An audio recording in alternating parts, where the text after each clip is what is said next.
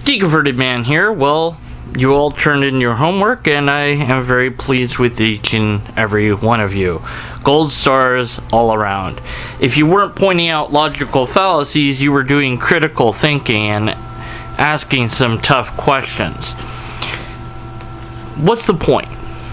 Well, 2 points. One is that as a Christian, once upon a time, I would have picked up a book like this, and in fact, I did pick up this book and read through it cover to cover and just took everything it said at face value.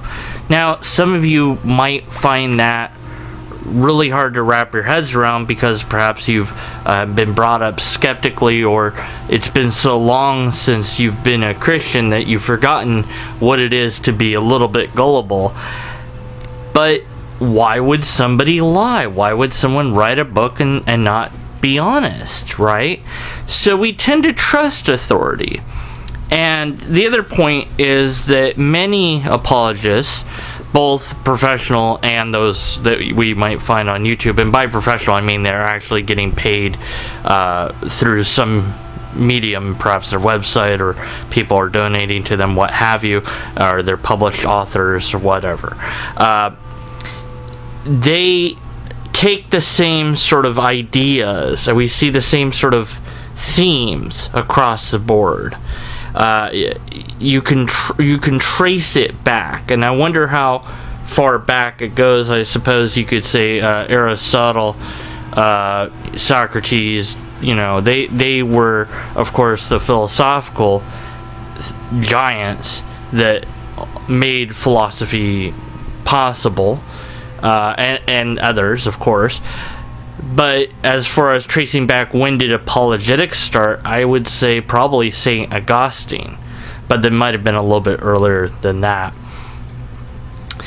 Why it's so important that the writers of this book, because there's 2 of them, who knows which one of them is writing it, or if it's both of them, or if one is writing and the other one's editing. I don't know. I'm going to assume that the bigger lettered name is the writer and the other one might be the editor. I don't know. It's important for them not just to straw man the other position, but to poison that other position and try to make it look as ridiculous as possible. It doesn't tell the Christian anything they actually need to respond to any question that any skeptic might ask. Instead, what it teaches them is they have this belief system, and that's where they're coming from. And so it puts a wall between the Christian and that person. I was watching a video lately with, I think, 2 views and 2 negative thumb down. Only saw it because whoever it was commented as somebody that's on my circle thing, so I see what people say sometimes, and it was just creationist propaganda 101. It was this guy standing up talking to a whole bunch of people, telling them there's no difference between macro and microevolution, and just tell them that there's no difference, and just say that, and just keep saying it. I'm like, so basically you're teaching them to lie. What you're doing is you're enabling them to create a barrier between them and reality, so that their faith never actually comes into question, because you can't pass this barrier, because nope, you believe that there is no God. It's not even, you don't just lack a belief, you actively believe there's no God, and that's really bad, and you're getting it from all these negative sources. So although I can be sympathetic and understand, poor you've just been educated wrong, and you've been corrupted by the world. I'm protected from questioning my faith. Apologetics, it's not about defending the faith. It's about reinforcing the faith of the people that believe in it. But I'd be remiss if we didn't do homework part 2, because this is such a fun book. Let's read, shall we? By the way, if you hear that weird noise, that's my computer over there processing a 2-hour long video.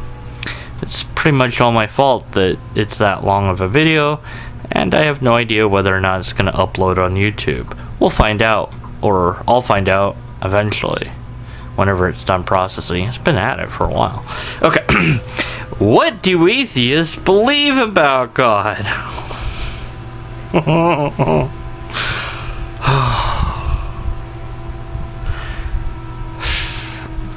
Loaded question. I'll give you guys and gals that. Loaded question. Okay, there's no way to answer that question at all, because it assumes that atheists have some sort of belief about God. Which, let's go back a moment to the previous paragraph. Atheist claims to know there's no God, therefore they would have no beliefs about God at all. That would only follow.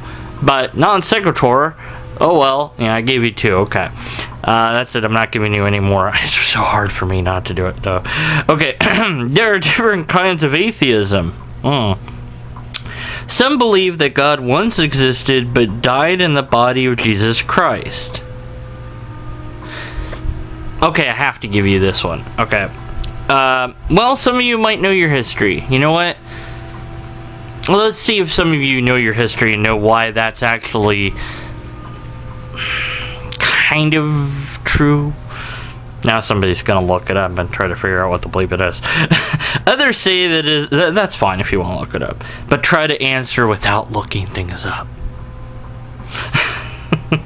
Others say that it is impossible to talk about God because we can't know anything about him, so he may as well not exist.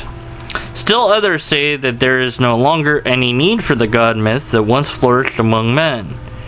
But the classic view holds that there never was and never will be a God either in the world or beyond it. Those who hold this view object that the arguments used to prove God's existence are faulty. God is simply a creation of human imagination.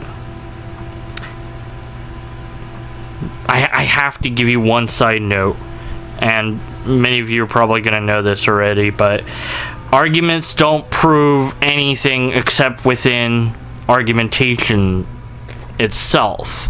Like, you can have a logically coherent argument as logical proof, but it's not proof like the way that we would use proof outside of that field. Similar to that would be, you can have mathematical proof, but that's not the same as, say, you find a bloody knife at the murder scene. That's proof of something, right? It's a different sort of meaning of proof, and I think that this is a deliberate equivocation on proof to suggest somehow that arguments could prove or disprove X, Y, or Z. Is just beyond ridiculous. If that was true, then I'd spend the rest of my time trying to make a valid argument that I have $1 million, and once I was successful, bing, I'd have $1 million, because it would bring it into existence, because it's proving that it's true. And obviously logic doesn't work that way. Okay, you know what? Let's do one more, just for fun. Maybe I can shut up on this one and let you guys and gals and robots and whatever the bleep you are just do it on your own without giving you some hints. What do atheists believe about the world? Many believe the world is uncreated and eternal. Others say it came into existence out of nothing and by nothing. It is self-sustaining and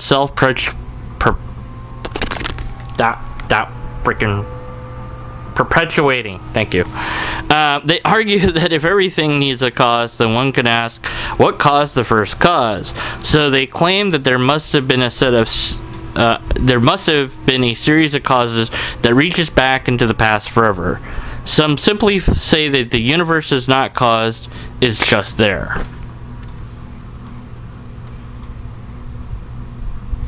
So, about these 2 paragraphs, what do atheists believe about God?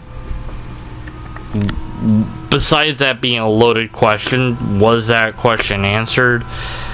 Did the authors cover all the different types of atheism? And if not, why not? Can you list all the different types of atheism? What do you believe about God, if anything?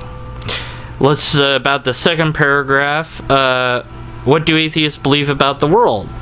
What would be your answer to that question, assuming that it's not a loaded question?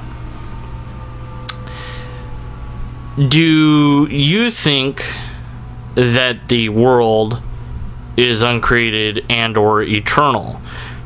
Do you think that perhaps he meant something else other than world by the word world? And if so, why would he equivocate on the word world if he meant something else? Do you think that the world and or universe came out of nothing and or by nothing? And do you think it's reasonable to ask what caused the first cause, if there was such a thing as the first cause?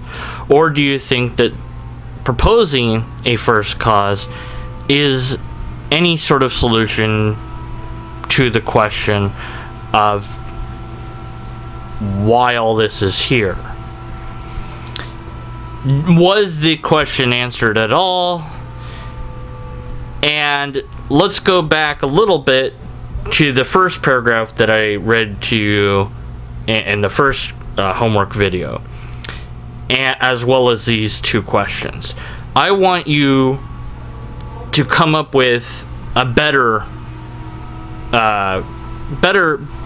stance than what the authors did. So, atheism, what if there's no God? Let's just stick with having to have that as our initial statement. What would be your response to that? The next one, what do atheists believe about God? Again, let's just stick with having to be that being the first question that we're going to answer. And then, what do atheists believe about the world? Now, one of you made a video response. Very well done. Awesome. Who the bleep did that so I can shout them in to the video. Blah. That wasn't that person. Nope. Wasn't them. Keep going, me. It's somewhere in there. Who the bleep said this? I know. Oh, bleep, I missed it. I have to go look again. Where is it? I know it's in here. Fruits of Atheism. That's who it was. I knew that. I didn't know that. Okay, that's all I got for you. Until next time. Blah, blah, blah, blah, blah, blah, blah, blah.